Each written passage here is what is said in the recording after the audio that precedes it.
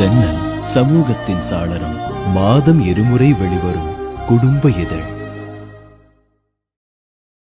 நான் அகில இந்திய சமத்துவ மக்கள் கட்சியில் இணைந்தேன். ஒரு வருஷமா அந்த கட்சியில் இணைந்து மாநில மகளிர் அணி துணை செயலாளர் பொறுப்பில் இருந்து முழுவதுமாக மக்களுக்காக மக்கள் சேவை செய்து கட்சி பணியாற்றி வந்திருக்கிறேன். அது அனைவருக்கும் தெரியும்.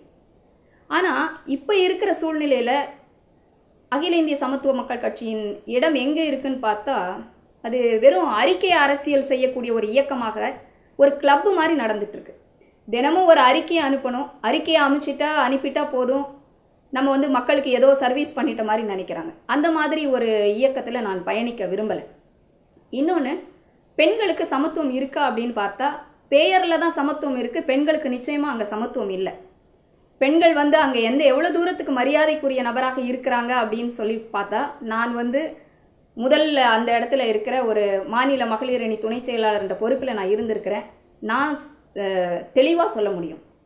கீழ்மட்டத்தில் இருக்கிற மாவட்ட செயலாளர்களில் இருந்து அங்கே ஒரு பெண்களுக்கு ஒரு பாதுகாப்பான ஒரு அமைப்பை அவங்க கொடுக்கறதில்ல. நிறைய பேர் அந்த மாதிரி இருக்காங்க. ஒட்டுமொத்தமாக எல்லாரையும் சொல்லலைனாலும் ஒரு சிலர் ரொம்ப மோசமாக ட்ரீட் பண்ணுறாங்க பெண்களை, ஒரு இல்ட்ரீட் பண்ணிட்டு இருக்கிறாங்க. அந்த மாதிரி ஒரு இடத்துல பெண்கள் அரசியலுக்கு வரணும்னு நினைக்க மாட்டாங்க. அப்படி அந்த சமத்துவம் அப்படின்ற ஒரு பெயரை சொல்லிட்டு அங்கே சமத்துவம் இல்லாத ஒரு கட்சி அது இயங்குற இடத்துல இருக்கணும்னு நான் நினைக்கல.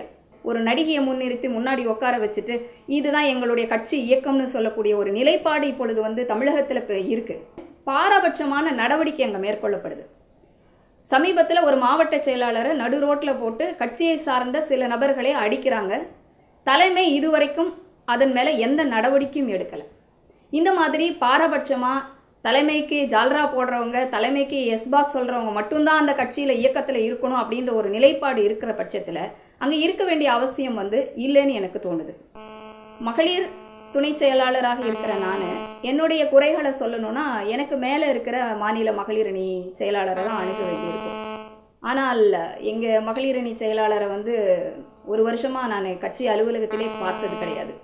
ஸோ கட்சி பணியே செய்யாதவங்க தான் கட்சி மாநில மகளிர் அணி செயலாளர் என்ற பொறுப்பில் இருக்கிறாங்க. அப்படி இருக்கும் பொழுது எங்களுடைய குறைகள் பிரச்சனைகளை அவங்ககிட்ட எடுத்துகிட்டு போக முடியல. இப்போது இந்த மாதிரியான பெண்களுக்கான அவமரியாதைகள், அவங்கள தரக்குறைவுபடுத்துறது, அவங்களுக்கான முன்னுரிமை இல்லாமல் கருத்துரிமை இல்லாமல் பேச விடுறதில்ல, இந்த மாதிரியான செயல்கள் மேல்மட்டத்திலிருந்து கட்சியில் இருக்கிற கீழ்மட்டத்தில் இருக்கிற அனைத்து பெண்களுக்கும் இந்த கட்சியில் இருக்குது. இதனால நான் இன்னைக்கு வெளியில் வந்திருக்கிறேன். என்னை தொடர்ந்து பல பெண்கள், பல முக்கிய நிர்வாகிகள் வெளியே வர போகிறாங்க. சமீபத்தில் நடந்த ஒரு வெள்ள பாதிப்புகள் சென்னையில் மிக அதிகமாக இருந்தது. அது கட்சியின் தலைவருக்கும் நல்லா தெரியும். நேரில் போய் பார்வையிட்டிருக்காரு, எல்லாமே தெரியும்.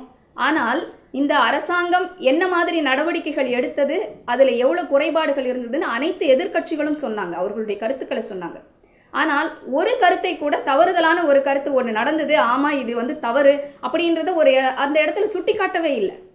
ஸோ சும்மா பெயருக்காக ஒரு அரசியல் இயக்கம் நடத்தி கொண்டு இருக்க வேண்டிய அவசியம் இல்லை எனக்கு தெரிஞ்சு. அப்படிப்பட்ட இயக்கத்தில் நம்மளை நாமும் அந்த இடத்துல இருக்கும் பொழுது நமக்கும் அந்த மாதிரியான ஒரு முத்திரை தான் அங்கே குத்தப்படுது. அதனால நிச்சயமாக அரசியலை விட்டு நான் போகலை, தொடர்ந்து பயணிப்பேன். இன்னும் 20 ஆண்டு காலம் அரசியல் பயணம் மேற்கொள்ள வேண்டும். இந்த சமுதாயத்திற்காக, மக்களுக்காக ஏதாவது செய்ய வேண்டும் என்ற குறிக்கோளுக்காக நான் அரசியலை தேர்ந்தெடுத்து வந்திருக்கிறதுனால கண்டிப்பாக அரசியலில் தான் இருப்பேன். எல்லா வகையிலும் பெண்கள் திறமைசாலிகளாக இருக்கிறாங்க. ஏன் அரசியல் திறமைசாலி இல்லைன்னு நீங்கள் நினைக்கிறீங்கன்னு எனக்கு புரியல. ஒரு பெண் முதன்மையாக அவர்களை இழித்து பேசுவது, பழித்து பேசுவது, கெட்ட வார்த்தைகளை சொல்வது, அவர்கள் மீது அவதூறு பரப்புவது, இதுதானா அரசியல்? அரசியல் அநாகரிகம் நடந்து கொண்டிருக்கிற ஒரு காலகட்டத்தில் இந்த மாதிரியான ஒரு நிலைப்பாடு இல்லாத, உண்மையாய் பெண்களுக்கு சமத்துவம் கொடுக்கக்கூடிய, ஒரு உண்மையாய் பெண்களுக்கு மரியாதை கொடுக்கக்கூடிய ஒரு இடத்தில், ஒரு இயக்கத்தில் என்னை இணைத்து கொண்டு பயணிப்பேன்.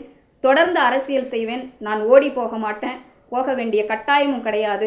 மக்களுக்கான சேவையை செய்தே அதையே தான் இன்னும் ஒரு 20 ஆண்டு காலம் நான் செய்ய வேண்டும் என்ற உறுதியான நிலைப்பாட்டில் இருக்கிறதுனால நிச்சயம் அரசியலில் தொடர்வேன். மீண்டும் நான் எந்த இயக்கத்தில் இணைய போறேன் அப்படின்ற ஒரு அறிவிப்பை உங்களுக்கு தெரியப்படுத்துவேன். நன்றி, வணக்கம். ஜன்னல் சமூகத்தின் சாளரம். மாதம் இருமுறை வெளிவரும் குடும்ப இதழ்.